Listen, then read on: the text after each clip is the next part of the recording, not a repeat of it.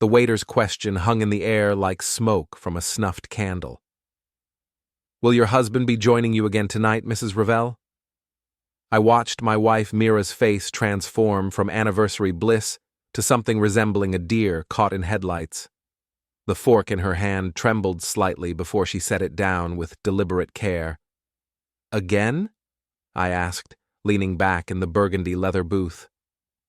The restaurant buzzed around us, couples celebrating, business deals closing, normal people living normal lives. That's interesting phrasing. Mira's laugh came out strained, artificial. "Oh, you know how these places are, honey. They probably have us confused with another couple." The waiter, a thin man in his 50s with graying temples, consulted his tablet. "I'm sorry, ma'am, but our records show 2 separate reservations under Ravel this month. Same table preference, same wine selection." He paused, studying the screen. "The gentleman last week ordered the salmon, just like tonight." I hate salmon. Always have. Mira knows this. "There must be some mistake," Mira said, her voice climbing half an octave. She reached across the table and grabbed my hand. "Tell him, Holden. Tell him we've never been here before." The thing is, she was right about me. This was my first time at Chez Laurent, this upscale French place downtown with its exposed brick walls and pretentious wine list. Mira had insisted we try somewhere new for our anniversary. Her choice, her rules, as always. But apparently, it wasn't new for her. "Could you show me those reservations?" I asked the waiter, keeping my voice level. Years of working in IT had taught me that panic makes people stupid. Stay calm, gather information, then act. "Certainly, sir." The waiter tilted his tablet toward me. There it was, clear as day. 2 bookings under Ravel. Same credit card, same special requests for the corner booth, and a bottle of Chateau Margaux, Mira's favorite wine, not mine. "Honey," Mira said, squeezing my hand harder. "You're making a scene." I wasn't making anything. I was sitting quietly, processing information like the methodical person I'd always been. But I could see her point. The neighboring tables had gone quiet. Their conversations paused as they tuned into our little drama. "Excuse me for a moment," I said, standing up. "I need to use the restroom." The men's room was empty, which gave me time to think. I pulled out my phone and took a picture of myself in the mirror. Timestamp, location services enabled. Evidence that I was here, now, for the first time. Then I walked back to the dining room, but instead of returning to our table, I approached the hostess station. "Excuse me," I said to the young woman behind the podium. "I think there might be some confusion about my reservation history." She smiled politely. "Of course, sir. What's the name?" "Ravel. Holden Ravel." Her fingers danced across her tablet. "Oh yes, Mr. Ravel. You were here just last Tuesday. Lovely evening from what I remember." "What did I look like?" I asked. The question caught her off guard. "I'm sorry?" "The man who was here Tuesday. What did he look like?" She glanced toward our table, where Mira was frantically typing on her phone. "Well, he was taller than you, more muscular, dark hair like yours, but—" She trailed off, realizing she'd just confirmed that someone else had been using my name. "Thank you," I said. "That's very helpful." I returned to the table. Mira looked up from her phone, forcing another smile. "Everything okay?" "Perfect," I said, settling back into my seat. "Just wanted to clear up the confusion." "And?" "Turns out my doppelganger is taller and more muscular than me. Good for him." Mira's face went pale. "Holden, I can explain." "I'm sure you can."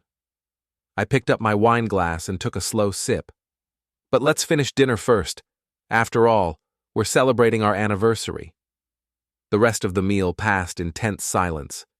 Mira picked at her food, checking her phone every few minutes. I ate methodically, my mind racing through possibilities. Another man, using my name, dining with my wife at her favorite restaurant. The math wasn't complicated. When the check came, I noticed something else. The waiter had automatically applied a 20% tip, the same amount from the previous visit. Apparently, my mysterious double was a generous tipper. "Ready to go?" Mira asked, already reaching for her purse. "Actually," I said, "I think I'd like to speak with the manager first." "Holden, please, can't we just—" "Just what? Pretend this didn't happen?" I signaled to the waiter. "Could you ask your manager to stop by our table?" The manager, a well-dressed woman in her 40s, approached with professional concern. "Is everything satisfactory this evening?" "Mostly," I said, "but I'm curious about something. Do you remember the man who dined here last Tuesday under my name?" She glanced between Mira and me, clearly uncomfortable. "Sir, I'm not sure I should—" "It's okay," I said. "I'm not angry with you or your staff, but someone has been impersonating me, and I'd like to understand what happened." Mira stood up abruptly. "I'm going to wait in the car." "Sit down," I said quietly. It wasn't a request. She sat. The manager looked increasingly nervous. "Perhaps we should discuss this privately." "No need for privacy," I said. "My wife was here. She can verify whatever you tell me." "Well," the manager began reluctantly, "the gentleman last Tuesday was quite charming. He mentioned it was a special occasion, said he was celebrating a promotion at work. I work as an independent IT consultant. I don't get promotions. I get contracts, which either renew or don't." "Did he mention where he worked?" "I believe he said something about fitness training. Very athletic gentleman." Mira made a small sound, somewhere between a gasp and a whimper. "Fitness training," I repeated. "How interesting. Did my wife seem to enjoy his company?" The manager's eyes darted to Mira, who was staring at her hands. They seemed very close. I'm sure they did. I pulled out my wallet and left cash for the bill, plus a generous tip. "Thank you for your honesty." Outside, the October air was crisp and sharp. Mira walked quickly toward our car, her heels clicking against the pavement. I followed at a leisurely pace, in no hurry to continue this conversation in private. "Get in the car, Holden," she said, already behind the wheel. I climbed into the passenger seat and buckled my seatbelt. Mira started the engine, but didn't put the car in drive. "It's not what you think," she said finally. "Really? Because what I think is pretty straightforward. It was just dinner, a business dinner. With someone pretending to be me. He didn't pretend to be you. The hostess just assumed—" "Mira." I turned to face her fully. "Stop. Just stop." She gripped the steering wheel with both hands. "You don't understand. Things between us have been difficult lately. You're always working, always distracted. I felt lonely. So you decided to feel less lonely with a fitness trainer who uses my name for dinner reservations. It wasn't supposed to mean anything. But it did." She didn't answer, which was answer enough. The drive home took 20 minutes. 20 minutes of silence, punctuated only by the sound of Mira's occasional sniffles and the hum of the engine. I spent the time thinking, planning, calculating my next moves. Our house sat on a quiet street in one of the better neighborhoods in town. 3 bedrooms, 2.5 baths, a 2-car garage, and a mortgage we'd been paying together for 6 years. Half of everything was mine, legally speaking. But apparently, half wasn't enough for Mira. Inside, she headed straight for the kitchen and poured herself a large glass of wine. I went to my home office and fired up my computer. "What are you doing?" she called from the kitchen. "Research," I called back. "It work teaches you to be thorough, methodical, patient.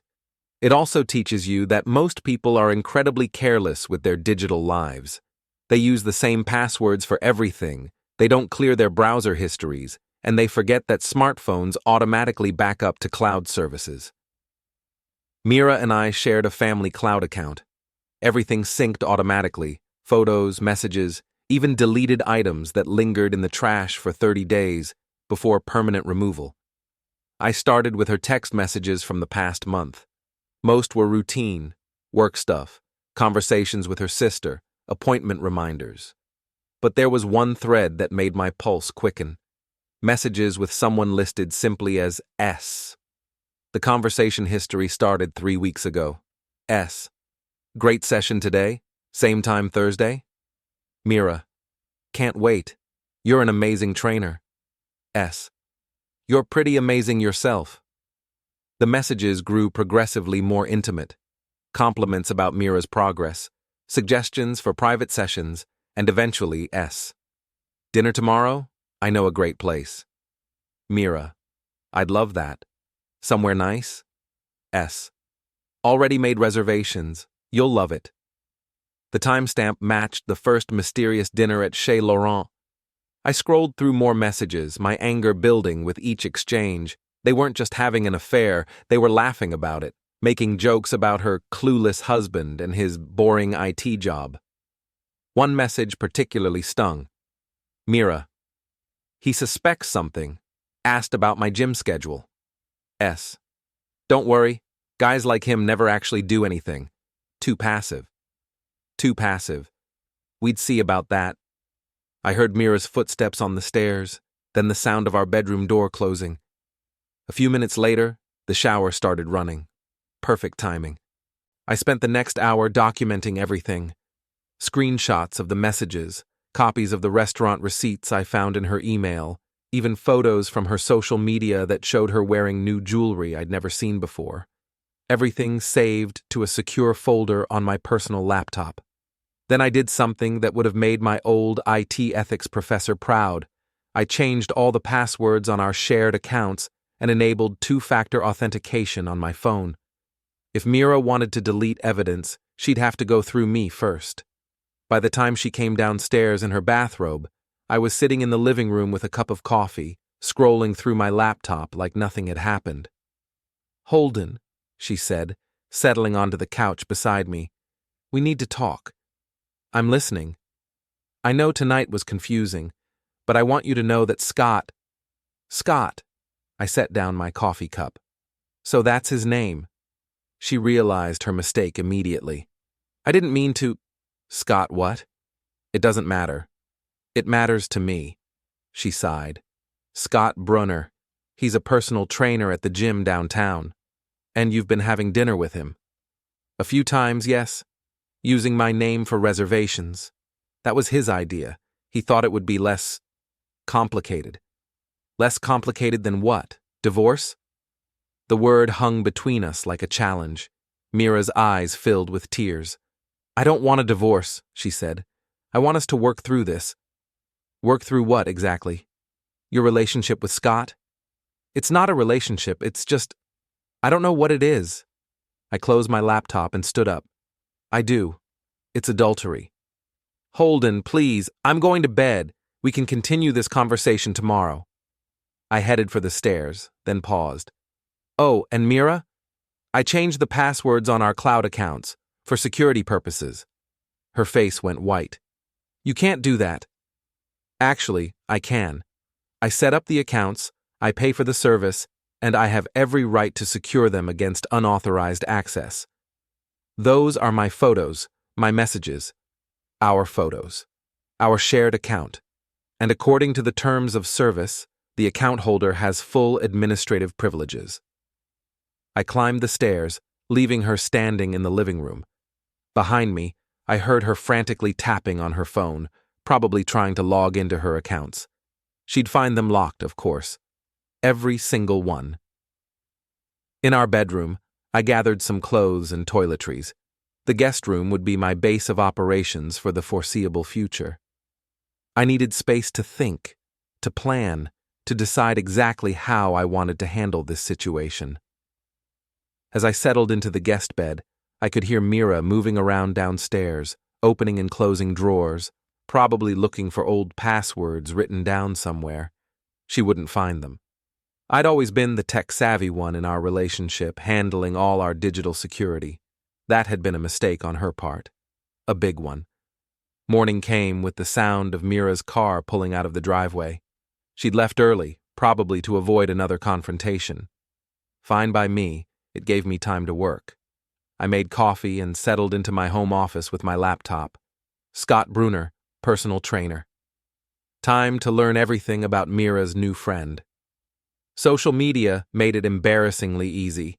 Scott's Instagram account was public, filled with shirtless gym selfies and motivational quotes about living your best life. He worked at Elite Fitness downtown, specialized in personal transformation, and according to his bio, was helping people discover their true potential. Apparently, Mira's true potential involved sneaking around behind her husband's back. I scrolled through his recent posts, looking for any sign of Mira. Nothing obvious, but I noticed something interesting in the comments. Several women left flirty messages, heart-eye emojis, suggestive remarks about private training sessions. Scott responded to all of them with the same generic enthusiasm. This guy was working multiple angles. I pulled up Elite Fitness's website and browsed their trainer profiles. Scott's page featured professional photos that emphasized his physique and a bio full of fitness certifications. But what caught my attention was the client testimonial section. Scott helped me find confidence I never knew I had. Jennifer M. Amazing results in just 6 weeks. Scott knows exactly what women need. Amanda K. Best investment I ever made. Scott changed my life. Patricia R.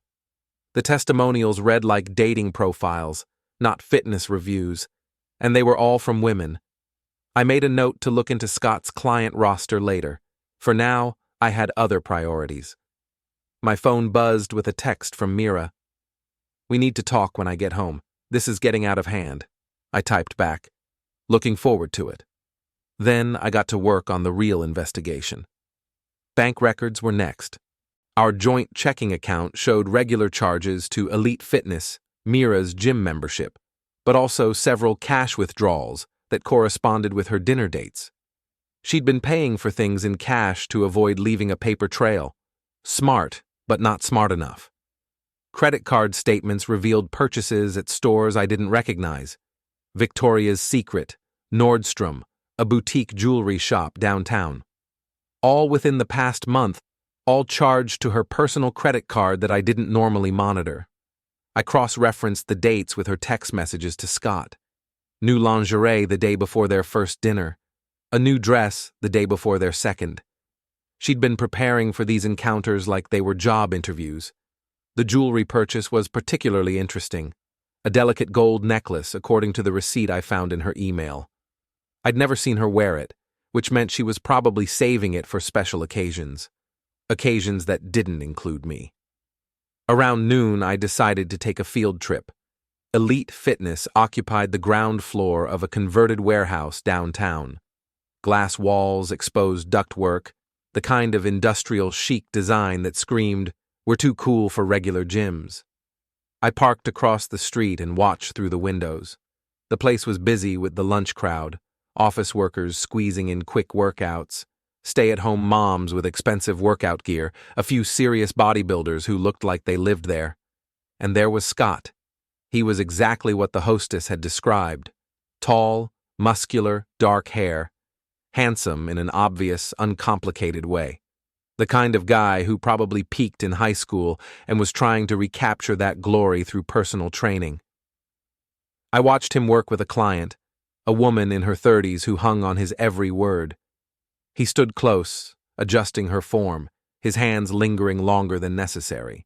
She laughed at something he said, touching his arm briefly, the same routine he'd probably used on Mira.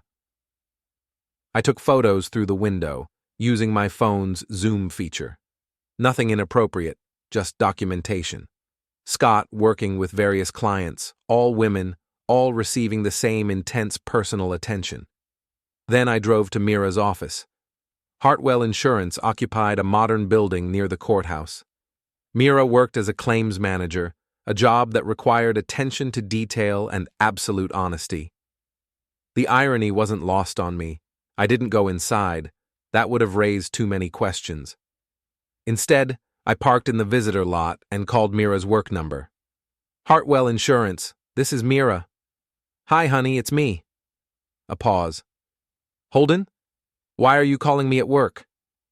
Just wanted to hear your voice, and to let you know I'll be home when you get there. We can have that talk you wanted. Okay. Good. That's good. Oh, and Mira? I love you. Another pause. Longer this time. I love you too. She hung up first. I sat in my car for a few minutes, thinking about the tremor in her voice when she said those 3 words. Guilt, probably. Or maybe fear about what I might have discovered. Both were appropriate.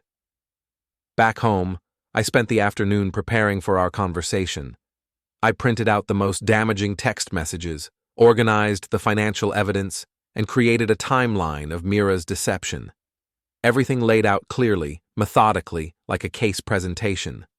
Because that's what this was, a case. The case against my marriage. Mira arrived home at her usual time, 6:30. I heard her car in the driveway, then her key in the front door. She called out a tentative, "Hello?" as she entered. "In the living room," I called back. She appeared in the doorway still wearing her work clothes, a navy blue suit that I'd always thought looked professional and attractive. Now I wondered if she'd worn it for Scott's benefit. "How was your day?" she asked, settling into the chair across from me, not the couch beside me, I noticed, keeping her distance. "Productive. I learned a lot." "About what?"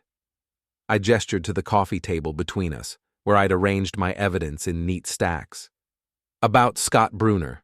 About elite fitness. About your new hobby of lying to your husband." Her eyes went wide as she saw the printed text messages. "Holden, you had no right. Actually, I had every right. Joint account, remember? Everything you sent and received was automatically backed up to our shared cloud storage." She reached for the papers, but I was faster. "Don't. Just sit there and listen." For the next 30 minutes, I walked her through everything I'd discovered. The timeline of their relationship, the financial evidence, the pattern of deception. I kept my voice level, professional, like I was presenting a technical report to a client. Mira cried. She apologized. She begged me to understand that it had started innocently, just a few training sessions that turned into something more. "How much more?" I asked. "What do you mean?" "Have you slept with him?" She looked away. "That's not important. It's important to me. Holden, please. Have you slept with him?" "Yes." The word came out as a whisper. I nodded, making a note on my legal pad. "How many times?" "I don't see how that matters." "How many times, Mira?" 3, maybe 4. "Maybe?" 4 times. Okay? 4 times. I wrote down the number. "Where?" "His apartment." "When?" "Does it really matter?" "Everything matters now." She gave me the dates, which I cross-referenced with my timeline. The first time was 2 weeks ago, right after their second dinner. The most recent was yesterday afternoon, which explained why she'd come home late, claiming to be stuck in traffic. "Anything else I should know?" I asked when she finished. "Like what?" "Like whether you're planning to leave me for him." "No, God, no! Holden, this was a mistake. A huge mistake. I want to fix this." "How?" "I'll stop seeing him. I'll quit the gym. We can go to counseling. Work through this together." I looked at her for a long moment. She was beautiful, even with mascara streaking down her cheeks. We'd been together for 8 years, married for 6. I'd loved her completely, trusted her absolutely. And she'd thrown it away for a personal trainer with good abs and a talent for seduction. "Okay," I said finally. "Okay? Okay, we can try to work through this." Relief flooded her face. "Really? You mean it?" "I mean it, but there are conditions." "Anything. Whatever you need." I handed her a sheet of paper. I wrote them down. She read quickly, her expression changing from relief to confusion to something approaching panic. "Holden, some of these are extreme." "Which ones?" "You want access to all my accounts, passwords, phone records. You want to install tracking software on my phone. You want me to quit my job." I want transparency, complete transparency. No more secrets, no more lies. But my job, you used company time to exchange messages with your lover. You used company computers to plan your affairs. Your professional judgment is compromised. That's not fair. Fair? I stood up, finally allowing some emotion to creep into my voice. You want to talk about fair? Was it fair when you were laughing about your clueless husband with your personal trainer? Was it fair when you were spending our money on new clothes to impress another man? She flinched as if I'd struck her. You read all of it. Every word, every joke at my expense, every plan to deceive me. I'm sorry. I'm so sorry. Sorry isn't enough. Trust has to be earned back, and these conditions are how you'll earn it. She looked at the paper again. And if I don't agree? Then we get divorced. I keep the house, you keep your debts, and everyone in town gets to hear exactly why our marriage ended. You wouldn't. Try me. She was quiet for a long time, reading and rereading my conditions. Finally, she looked up. How long? How long what? How long do these conditions last? Until I trust you again. And when will that be? I don't know. Maybe never. She winced again, but she signed the paper. That night, I helped her install the tracking software on her phone and watched her change all her passwords to ones I would know. She called Elite Fitness and canceled her membership, then composed a text message to Scott telling him their relationship was over. Send it, I said. I already did. Show me. She held up her phone. The message was there in the outgoing folder, time-stamped 5 minutes ago. Good. Now block his number. She did. Now delete his contact information. She hesitated. Holden, delete it. She deleted it. I watched all of this with the satisfaction of a job well done. Mira was complying with my conditions, accepting responsibility for her actions, taking steps to rebuild our marriage. But I was lying to her about one crucial thing. I had no intention of forgiving her. Ever. This wasn't about reconciliation. This was about control, about making her pay for what she'd done. The tracking software wasn't just monitoring her movements, it was documenting them. The password access wasn't about trust, it was about gathering more evidence. Because while Mira thought we were working on our marriage, I was actually working on something else entirely. I was working on her complete and total destruction. 3 days into our reconciliation, I was learning things about my wife that 8 years of marriage had never revealed. The tracking software on her phone was a goldmine of information, showing me not just where she went, but how long she stayed, who she talked to, and what she searched for online. For instance, I now knew that she spent 43 minutes parked outside Elite Fitness yesterday during her lunch break. She didn't go inside. The GPS showed her sitting in the parking lot, probably staring at the building and thinking about Scott. I also knew she'd been researching divorce attorneys online, despite her promises to work on our marriage. Most interesting of all, I knew she'd been in contact with her friend Tessa from work, despite claiming she was too embarrassed to talk to anyone about our situation. Tessa Martinez worked in the same insurance office as Mira, handling workers' compensation claims. I'd met her at several company parties over the years, a gossip who thrived on other people's drama. Exactly the kind of person Mira would turn to for support and advice, which made Tessa my next target. I waited until Friday evening, when I knew Mira would be at her sister's house for their weekly dinner. Then I drove to Murphy's Tavern, a dive bar downtown, where the insurance office crowd liked to unwind after work. Tessa was there, as I'd expected, holding court at a corner table with 2 other women from the office. I recognized them from company events, Linda from accounting and Sarah from customer service. I ordered a beer and took a seat at the bar, close enough to overhear their conversation, but far enough away to avoid immediate detection. The bartender, a grizzled man in his 60s, nodded when I sat down. "Haven't seen you in here before," he said. "First time. Friend recommended it." "Good friend. We get a lot of the insurance folks in here. Steady crowd. Perfect. I nursed my beer and listened. Can't believe she's trying to work it out with him, Tessa was saying. I mean, Scott is gorgeous and rich. Did you see his car? Linda laughed. Girl's got it bad, but she's scared of losing the house. She should just divorce him, Sarah chimed in. Take half of everything and start over with Scott.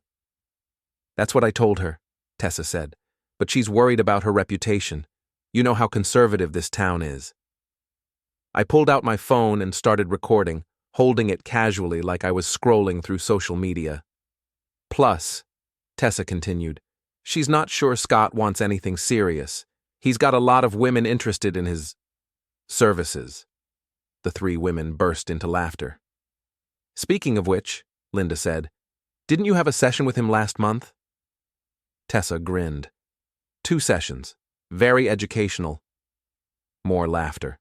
I felt my jaw clench, but kept my expression neutral. Think Mira knows? Sarah asked. About what? About you and Scott. There was no me and Scott. Just a couple of training sessions that got a little intense. Define intense, Linda pressed. Let's just say he's very hands-on with his instruction. I'd heard enough. I finished my beer, left a tip, and walked out. In the parking lot, I reviewed the recording on my phone. Crystal clear audio of Tessa admitting to her own involvement with Scott, plus confirmation that Mira was considering divorce despite her promises. But the most valuable piece of information was something else entirely.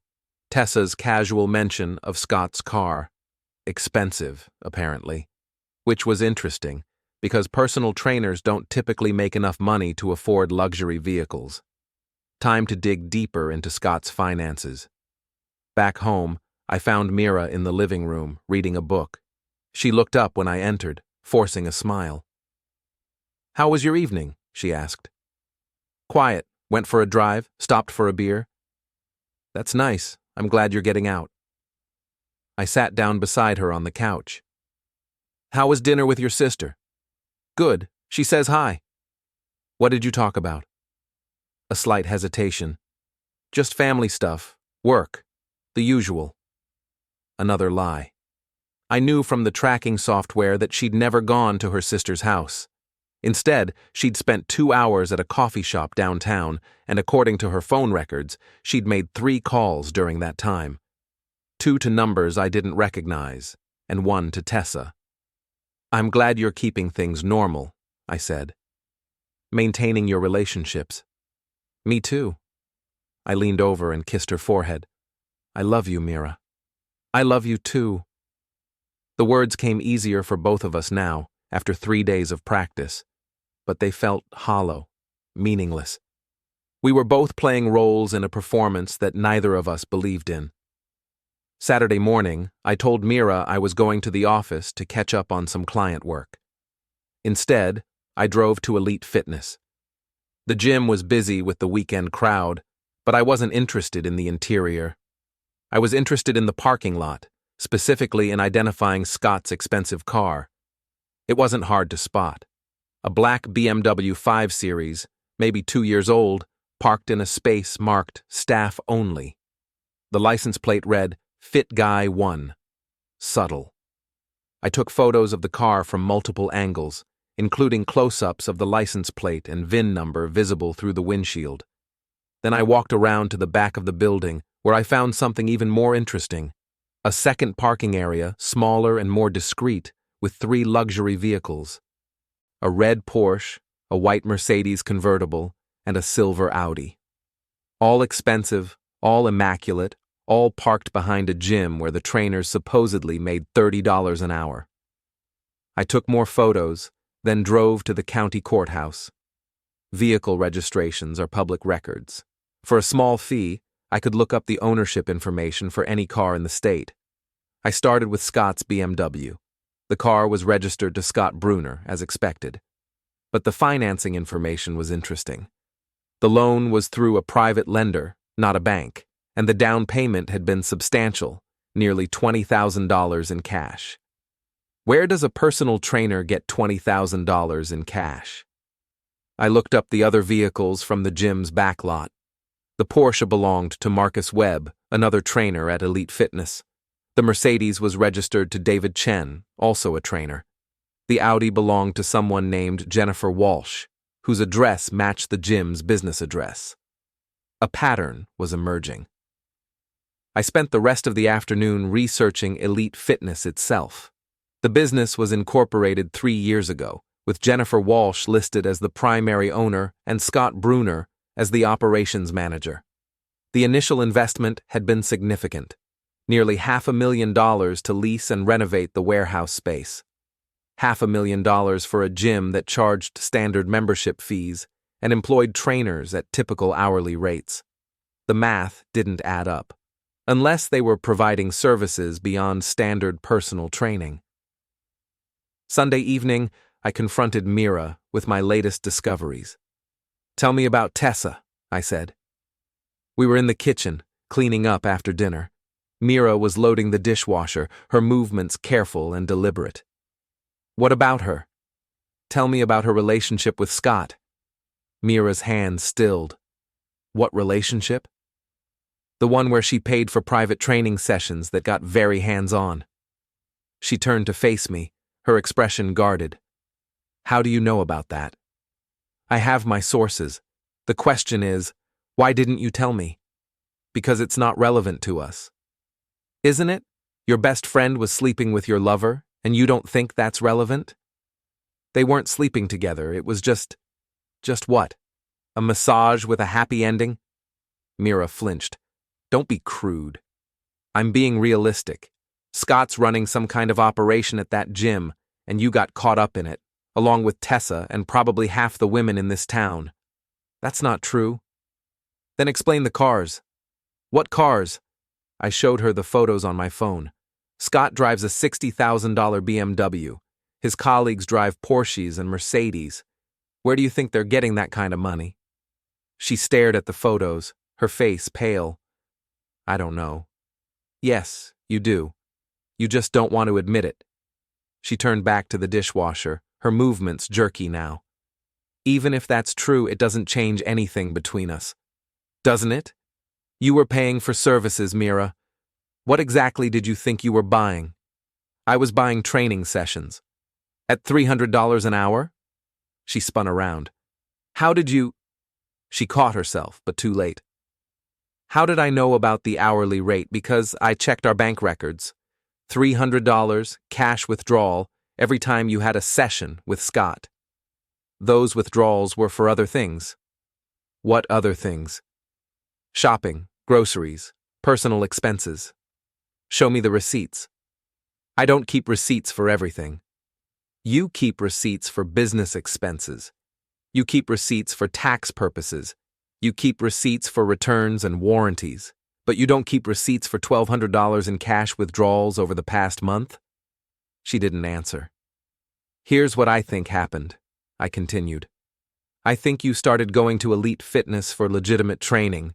I think Scott identified you as a potential client for his premium services. I think he seduced you gradually, making you feel special, desired, worth the investment." "Stop. I think you knew exactly what you were paying for, and you paid it gladly. Because for the first time in years, someone was making you feel like the center of attention." "Stop it. The only thing I can't figure out is whether you were paying for the affair, or whether the affair was just part of the service package." She slapped me. The sound echoed through the kitchen, sharp and final. My cheek stung, but I didn't react. I just looked at her, this woman I'd married, this stranger who'd been living in my house and lying to my face. "Feel better?" I asked. Tears were streaming down her face. "I hate you." "No, you don't. You hate yourself, and you should." She ran from the kitchen. A few minutes later, I heard our bedroom door slam. I finished loading the dishwasher and wiped down the counters. Then I went to my office and updated my files with the day's discoveries. The picture was becoming clearer. Elite Fitness was a front for some kind of escort operation, with Scott and his colleagues providing premium personal training to wealthy women who could afford the prices. Mira had gotten involved, probably without fully understanding what she was signing up for, and now she was trapped between her guilt and her fear of exposure. But I wasn't done investigating. Not yet. Because if Scott was running an illegal business, that meant he was vulnerable. And if he was vulnerable, that meant I could destroy him, just like he'd tried to destroy my marriage. Monday morning brought an unexpected opportunity. Mira left for work early, claiming she had a breakfast meeting with a potential client. The tracking software told a different story. She was parked outside a Starbucks downtown, and her phone records showed a 40-minute call to one of those unidentified numbers from Friday night. While she was busy with her secret conversation, I was busy with my own investigation. I'd spent Sunday night researching Jennifer Walsh, the woman who owned Elite Fitness. Public records showed she'd previously owned 2 other businesses, a massage therapy clinic that had closed after 18 months, and a wellness center that had operated for less than a year before shutting down. Both businesses had been investigated by the state licensing board for operating outside their permitted scope of services. Jennifer Walsh had a pattern. I drove to Elite Fitness and parked across the street, watching the morning routine. The gym opened at 5 a.m. for early birds, but the real action started around 9 when the personal training sessions began. I watched Scott arrive in his BMW, followed by Marcus Webb in the Porsche and David Chen in the Mercedes. They parked in the staff section and entered through a side door that bypassed the main reception area. At 9:15, a silver Lexus pulled into the client parking area. A woman in her 40s emerged, dressed in expensive workout gear that looked like it had never seen actual exercise. She walked directly to the side entrance, where Scott was waiting. They disappeared inside. 15 minutes later, another car arrived. Then another. All expensive vehicles, all driven by well-dressed women who seemed to know exactly where they were going. I counted 6 women in the first hour, each meeting with a different trainer, each using the side entrance rather than the main gym floor. This wasn't a fitness operation. This was something else entirely. I pulled out my phone and called the state licensing board. Department of Professional Licensing, how may I help you? I'd like to report a business that may be operating outside its license scope, I said. What type of business? A fitness center that appears to be providing unlicensed therapeutic services. I'll transfer you to our investigation unit. The investigator who took my call was professional but skeptical. Apparently, they received a lot of complaints about gyms and personal trainers, most of which turned out to be customer service disputes rather than licensing violations. But when I mentioned Jennifer Walsh's name, the tone changed. We're familiar with Ms. Walsh, the investigator said. Can you provide specific details about what you've observed? I gave him everything: the luxury cars, the private entrance, the pattern of wealthy female clients, the suspicious financial records I'd uncovered. I also mentioned the connection to my wife's affair, though I framed it as a concerned husband rather than a vengeful one. We'll look into it, he said. Can you provide contact information in case we need follow-up details? I gave him my number and email address. Then I asked the question I really wanted answered. Hypothetically, if a business like this was operating illegally, what would happen to the owners? Depends on the specific violations. Could range from fines and license suspension to criminal charges if there's evidence of prostitution or tax evasion. Criminal charges. Perfect. After hanging up, I sat in my car and watched the gym for another hour. The pattern continued: expensive cars, well-dressed women, private meetings that lasted exactly 1 hour each. Around noon, I saw something that made my pulse quicken. Tessa's Honda Civic pulled into the parking lot. I grabbed my camera and started taking pictures as Tessa walked to the side entrance. She was dressed more provocatively than I'd ever seen her. Tight yoga pants, low-cut top, hair and makeup done like she was going to a nightclub rather than a gym. Scott met her at the door, and they embraced like old friends. More than friends, actually. His hand lingered on her lower back, and she pressed against him in a way that suggested intimacy. They went inside together. I had my proof that Tessa was more than just a casual client. She was part of Scott's regular rotation, probably had been for months, which meant she'd been lying to Mira about the extent of her involvement, which meant I could use that information. An hour later, Tessa emerged looking disheveled, despite her attempts to fix her hair and makeup. Scott walked her to her car, and they had a brief conversation that ended with him handing her something small. An envelope or package. Payment? Or something else? I followed Tessa back to the insurance office, staying several cars behind. She parked in her usual spot and sat in her car for a few minutes, checking her appearance in the rearview mirror. Then she got out and walked into the building where she worked alongside my wife. I waited 15 minutes, then called the office number. Hartwell Insurance, this is Mira. Hi, honey. It's me again. Holden? Is everything okay? Everything's fine. I was just wondering if you wanted to have lunch today. Maybe invite Tessa along. I feel like I should get to know your friends better. A long pause. Tessa's not here today. She called in sick. Interesting. That's too bad. Is she okay? Just a headache, I think. Nothing serious. Well, maybe another time. How about just the two of us? I can't today. Too busy. Rain check? Of course. Love you. Love you too. I hung up and smiled. Mira was lying again. I'd just watched Tessa walk into the building. And Tessa was lying to her employer about being sick. The web of deception was growing larger and more complex. That afternoon, I decided to pay a visit to Elite Fitness myself. I walked through the main entrance like any potential customer. The reception area was modern and clean, with a young woman behind the desk who looked like she'd stepped out of a fitness magazine. Can I help you? She asked with a practiced smile. I'm interested in personal training, I said. Someone recommended Scott Brunner specifically. Her smile flickered slightly. Scott's very popular. His schedule is pretty full, but I can check availability. She typed on her computer, frowning at the screen. It looks like Scott's earliest opening for new clients would be next month. Next month? That seems like a long wait.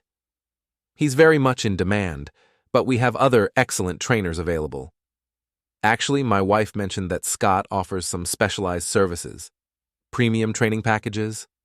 The receptionist's expression became guarded. I'm not sure what you mean. Private sessions. One-on-one attention. My wife said the rates were higher, but the results were worth it. Sir, I think there might be some confusion. All our personal training sessions are one-on-one, and our rates are clearly posted. She gestured to a price board on the wall. Standard personal training rates, $60 to $80 per session, depending on the trainer's experience level. Nothing about $300 premium packages. Maybe I misunderstood, I said. Could I speak with Scott directly? He's with a client right now. Would you like to leave a message? No, that's okay. I'll call back later. I left the gym with confirmation of what I'd suspected. There were two different operations running under the same roof. The legitimate fitness business that served regular customers, and the premium service that catered to wealthy women willing to pay for something beyond standard personal training. The question was how to prove it. That evening, I had dinner with Mira in our kitchen. She seemed nervous, picking at her food and avoiding eye contact. How was work? I asked. Busy. End of the month reports. How's Tessa feeling? You mentioned she was sick. Better. She came in after lunch. Another lie.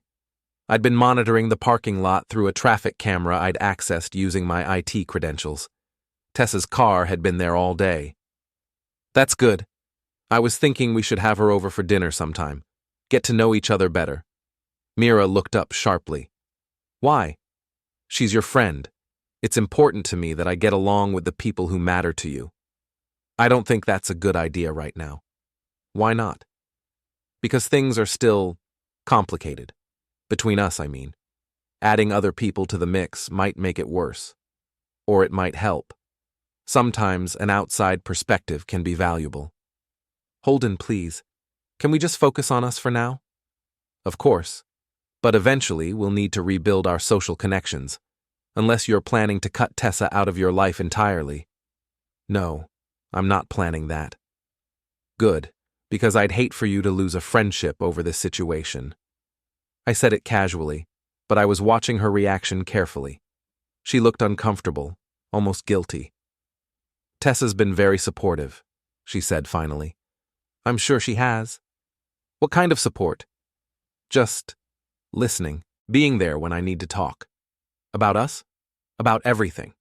Including Scott? She set down her fork. Sometimes. What does she think you should do? Does it matter?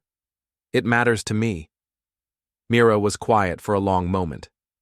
She thinks I should consider all my options. Meaning? Meaning she thinks I shouldn't make any permanent decisions while I'm still emotional. And what do you think? I think I want to make this work. With you. With us. She reached across the table and took my hand. Her fingers were cold, trembling slightly. I know I hurt you, she continued. I know I broke your trust. But I want to earn it back. How? However you need me to. Whatever it takes. I squeezed her hand gently. What if what it takes is cutting ties with everyone who encouraged your affair? Including Tessa? Her face went pale. That's not fair. Isn't it? She was sleeping with Scott too, Mira. She knew what kind of operation he was running, and she encouraged you to get involved anyway. You don't know that. I know enough. I released her hand and stood up. Think about it. Think about whether your friendship with Tessa is worth more than your marriage to me. I left her sitting at the kitchen table and went to my office. Through the window, I could see her silhouette, motionless, probably weighing her options. But she didn't know what I knew. She didn't know about the state investigation I'd triggered, or the evidence I'd been gathering, or the plan I was developing to destroy everyone who had participated in her betrayal. She thought this was about choosing between her friend and her husband. She had no idea that soon she wouldn't have either. The state licensing board moved faster than I'd expected. Wednesday morning, I watched from across the street as two investigators in dark suits entered Elite Fitness through the main entrance. They stayed for 3 hours, emerging with boxes of files and what looked like computer equipment. By afternoon, the local news was reporting that Elite Fitness had been closed pending investigation into alleged violations of state licensing requirements. Scott's BMW was nowhere to be seen. I called Mira at work to give her the news, playing the role of concerned husband who'd just heard about her former gym. Did you see the story about Elite Fitness? I asked. What story? They've been shut down. Some kind of licensing investigation. A long silence. Shut down. Completely closed. The news report mentioned possible criminal charges. Criminal charges for what? They didn't specify, but it sounds serious. Another silence. I have to go. I'm busy. She hung up abruptly. Within minutes, the tracking software showed her phone making a series of calls, first to Tessa, then to 2 unknown numbers that I suspected belonged to Scott. None of the calls connected. That evening, Mira came home late and went straight to our bedroom without speaking. I found her sitting on the bed staring at her phone. Everything okay? I asked. Fine. You seem upset. I'm tired. I sat down beside her. Is this about the gym closing? She looked at me with red-rimmed eyes. Did you do this? Do what? Report them. Get them shut down. I kept my expression neutral. Why would I do that? To hurt Scott. To hurt me. Mira, I had no idea there was anything illegal happening at that gym. Did you? She didn't answer, which was answer enough. What exactly were you paying for? I asked gently. Training sessions. $300 training sessions that the state licensing board considers criminal? I don't know what they consider criminal. But you knew it wasn't just fitness training. She stood up abruptly. I'm taking a shower. We need to talk about this. No, we don't. Mira, leave me alone, Holden. Just leave me alone. She locked the bathroom door behind her. I heard the shower start, then the sound of muffled sobbing. I went to my office and checked the latest news reports. The investigation was expanding. Police had raided 2 other businesses connected to Jennifer Walsh, and there were rumors of arrests coming soon. Scott Brunner's name hadn't been mentioned yet, but it was only a matter of time. Thursday morning brought a knock at our front door. I answered it to find a detective in a rumpled suit, badge visible on his belt. "Mr. Ravel, Detective Morrison, State Police. I'd like to ask you and your wife a few questions about Elite Fitness." "Of course. Come in." I led him to the living room and called upstairs for Mira. She appeared a few minutes later, looking pale and nervous. "Mrs. Ravel," the detective said, consulting his notebook. "Our records show you were a client at Elite Fitness. Can you tell me about your experiences there?" "I went there for personal training," she said carefully. "How often?" "Once or twice a week." "For how long?" "About a month." "And what did these training sessions involve?" Mira glanced at me, then back at the detective. "Standard fitness training, exercise routines, nutrition advice." "Did you ever pay for services beyond standard personal training?" "I don't understand." "Premium services, private sessions, anything that might have involved additional activities?" "No." The detective made a note. "We have financial records showing cash payments of $300 per session. That's significantly higher than the posted rates for personal training." "I paid what they asked." "Did you question the high rates?" "I assumed it was because Scott was very experienced." "Scott Brunner?" "Yes." "Can you describe the nature of your relationship with Mr. Brunner?" Another glance at me. "Professional, trainer and client. Nothing beyond that?" "No." The detective looked at me. "Mr. Ravel, were you aware of your wife's activities at Elite Fitness?" "I knew she was going to the gym," I said. "I didn't know about the specific details until recently." "What changed recently?" I told him about the restaurant incident, the discovery of the text messages, the financial records. I presented myself as a husband who had uncovered his wife's affair and was trying to understand the extent of her involvement. The detective listened carefully, taking notes. "So you believe your wife was having an extramarital relationship with Mr. Brunner?" "That's what the evidence suggests." "Mrs. Ravel, is that accurate?" Mira's voice was barely a whisper. "Yes." "Can you tell me more about the nature of this relationship?" We became close. It started as training sessions and developed into something more personal." "Did this personal relationship involve physical intimacy?" "Yes." "Did you pay Mr. Brunner for this physical intimacy?" "No, it wasn't like that." "But you did pay him $300 per session?" "For training. The other part just happened." The detective made more notes. "Mrs. Ravel, we have evidence suggesting that Elite Fitness was operating an illegal business involving the exchange of money for intimate services. If you were involved in such activities, even unknowingly, it's important that you tell us everything." Mira broke down completely. Through her tears, she admitted that the training sessions had involved massage, that Scott had gradually introduced more intimate contact, that she had known the relationship was inappropriate, but had convinced herself it was genuine affection rather than a business transaction. "Did other women receive similar services?" the detective asked. "I don't know. Maybe."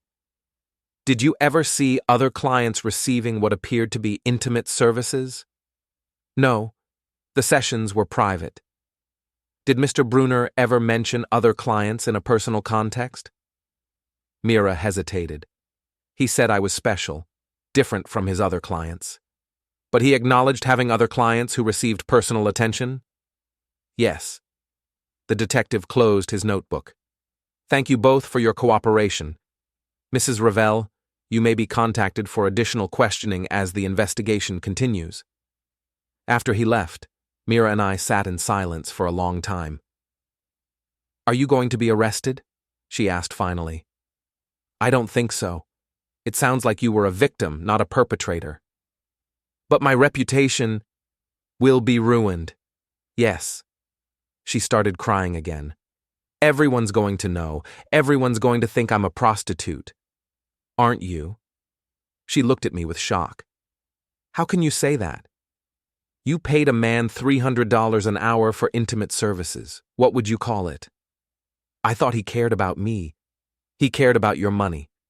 You're enjoying this. I considered the accusation. Maybe I am. You bastard. You reported them, didn't you? You destroyed my life for revenge. I reported a business that was breaking the law. Your life got destroyed because you made terrible choices. She stood up, swaying slightly. I can't stay here. I can't face this. Where will you go? I don't know. My sister's, maybe. Your sister who thinks you're having dinner with her every Friday while you're actually meeting with Tessa to plan your next move. She stared at me. How did you? I know everything, Mira. Every lie, every secret, every plan. I've been watching you for weeks. The tracking software. Among other things. You've been spying on me. I've been protecting myself and gathering evidence. Evidence for what? I smiled for the first time in days. For the divorce. Her face went white. You said we were working things out. I lied, just like you lied. The difference is my lies served a purpose. What purpose? Documentation. I needed you to feel secure enough to keep making mistakes. And you did. Beautifully. She sank back into her chair. You never intended to forgive me. Never. Then why the charade? Because I wanted to destroy you completely. Not just end our marriage, but ruin your reputation, your friendships, your career. I wanted you to lose everything, just like I did. You haven't lost everything. I lost my wife, I lost my marriage, I lost my trust in the person I loved most in the world. That feels like everything to me. She was quiet for a long moment. What happens now? Now you pack your things and leave. The house is mine. I can prove you used marital assets to fund an extramarital affair, which voids your claim to joint property. And then? Then you start over. Alone. With a criminal investigation hanging over your head and a reputation that will follow you wherever you go. You really hate me. No, I said. I don't hate you. I just don't care about you anymore. There's a difference. She went upstairs to pack. I heard drawers opening and closing, hangers scraping against the closet rod. When she came back down with 2 suitcases, she paused at the front door. For what it's worth, she said, I really did want to make things work. No, you didn't. You wanted to avoid consequences.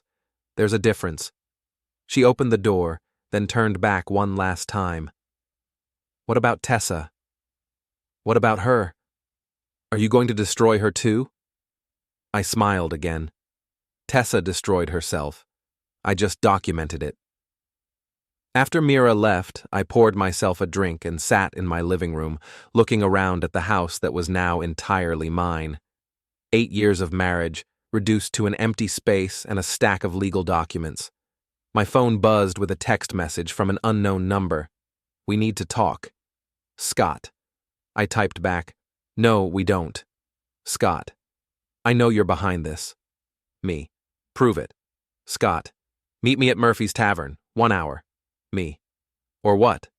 Scott. Or I tell everyone what your wife really paid for. I laughed out loud.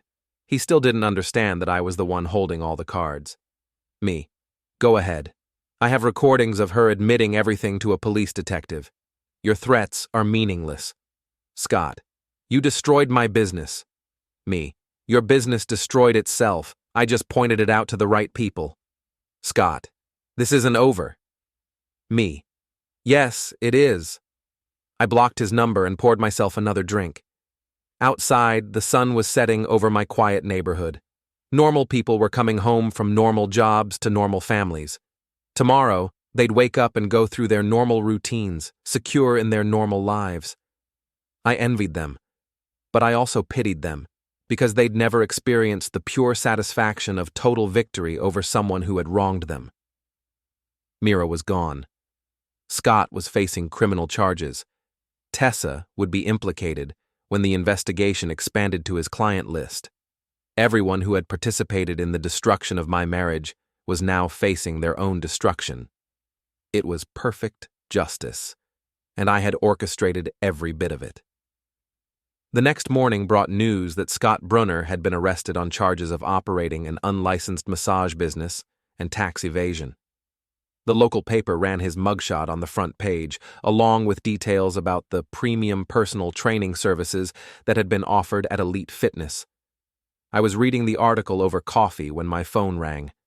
Tessa's name appeared on the screen. "Hello, Tessa." "You bastard." Her voice was shaking with rage. "You destroyed everything." "I didn't destroy anything. I exposed what was already there.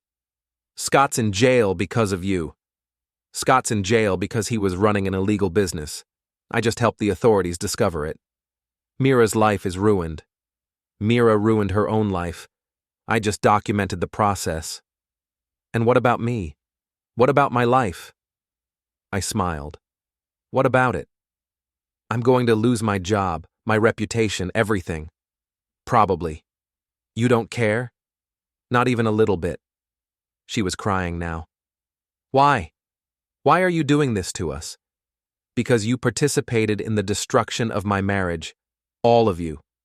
And now you get to experience destruction yourselves." "I never meant for this to happen." "But you knew it was happening, and you encouraged it. You were sleeping with Scott yourself while pushing Mira deeper into the relationship. How did you—" "I know everything, Tessa. I've been watching all of you for weeks. I have photos, recordings, financial records. I know about your Tuesday afternoon sessions, your cash payments, your lies to your employer about sick days." Silence on the other end. "The police will be contacting you soon," I continued. "They'll want to know about your relationship with Scott, your knowledge of his business practices, your role in recruiting other clients." "I never recruited anyone." "You recruited Mira. You introduced her to Scott, encouraged her to try his services, and provided emotional support when she felt guilty about the affair. That's not recruiting." "Tell it to the prosecutor." She hung up. I finished my coffee and checked the news again. The story was growing. Elite Fitness had been connected to a network of similar businesses across the state, all operated by associates of Jennifer Walsh. The investigation was expanding to include money laundering, racketeering, and organized criminal activity. Scott hadn't just been running a local operation, he'd been part of something much larger, which meant the consequences would be much more severe than I'd originally anticipated. Perfect. Around noon, I received a call from Detective Morrison. "Mr. Ravel, I wanted to update you on the investigation." "Of course. We've arrested Scott Brunner and several of his associates. The evidence you helped us gather was instrumental in building our case." "I'm glad I could help. There is one thing, though. We'll need your wife to testify about her experiences at Elite Fitness. She's no longer living here, but I can provide her contact information." "Has she retained legal counsel?" "Not that I'm aware of. Should she?" "It might be advisable. While we don't consider her a target of the investigation, her testimony will be crucial to securing convictions." After the detective hung up, I called my lawyer to discuss the divorce proceedings. The criminal investigation actually strengthened my position. Mira's involvement with an illegal business would make it nearly impossible for her to claim any marital assets. "This is about as clear-cut as these cases get," my lawyer said. "Adultery, misuse of marital funds, involvement in criminal activity. She'll be lucky to walk away with her personal belongings." "What about alimony?" "Given the circumstances? Unlikely. A judge isn't going to reward someone for using marital assets to fund an extramarital affair with a criminal enterprise." "How long will the process take?" 6 months, maybe less if she doesn't contest it. And frankly, given her legal exposure in the criminal case, I doubt she'll want to draw additional attention to herself. That afternoon, I drove past Elite Fitness. The building was empty, yellow tape across the doors, a notice of closure posted in the windows. The parking lot where Scott's BMW had sat was now occupied by weeds pushing through cracks in the asphalt. I felt a deep satisfaction looking at the ruins of the place where my marriage had been destroyed. Justice had been served, thoroughly and completely. My phone buzzed with a text from Mira. "The police want me to testify. I need a lawyer." I typed back, "That's your problem now." Mira, "Can you recommend someone?" Me, "No." Mira, "Holden, please, I'm scared." Me, "You should be." Mira, "I know you hate me, but we were married for 6 years. That has to count for something." I stared at her message for a long time before responding. Me, "It counted for everything, until you threw it away." She didn't text back. That evening, I sat in my living room and opened a bottle of wine, a good bottle, something I'd been saving for a special occasion. This seemed like an appropriate time to celebrate. The house was quiet in a way it hadn't been for years. No television in the background, no phone conversations, no footsteps upstairs. Just silence and the satisfaction of a job well done. I thought about the chain of events that had brought me to this moment. The restaurant revelation, the investigation, the surveillance, the careful documentation of evidence. Each step had been calculated, methodical, designed to achieve maximum destruction of everyone who had wronged me. And it had worked perfectly. Scott was facing years in prison. Tessa was about to lose her job and potentially face criminal charges. Mira was homeless, friendless, and facing the prospect of testifying in a high-profile criminal trial about her involvement in an illegal business. All of them had lost everything that mattered to them, just like I had lost everything that mattered to me. The difference was, my losses had been inflicted by people I trusted. Their losses had been inflicted by their own choices. That felt like justice. My phone rang. I didn't recognize the number, but I answered anyway. "Holden Ravel?" "Yes." "This is Jennifer Walsh, the owner of Elite Fitness." I sat up straighter. "Ms. Walsh, I'm surprised to hear from you." "I'm sure you are. I understand you're the one who brought down my business. I reported illegal activity to the appropriate authorities. You destroyed the lives of a lot of people. Those people destroyed their own lives. I just documented the process." She laughed, but there was no humor in it. "You think you're so smart, so righteous." "I think I'm thorough. Do you know what your wife told Scott about you?" "I don't care. She said you were pathetic, boring. That being with him made her feel alive for the first time in years. Is there a point to this call?" "The point is that you didn't win anything. You just proved that you're exactly what she said you were. A small, petty man who can't handle being rejected. And you're a criminal who's about to spend the next decade in prison. I know which position I'd rather be in." "You think this is over?" "I know it is. We'll see." She hung up. I poured myself another glass of wine and considered her words. She was trying to hurt me, to make me feel like my victory was hollow. But she was wrong. I had won, completely and totally. Everyone who had participated in the destruction of my marriage was now facing their own destruction. That wasn't petty revenge. That was perfect justice. The next morning brought a knock at my door. I opened it to find a process server with divorce papers.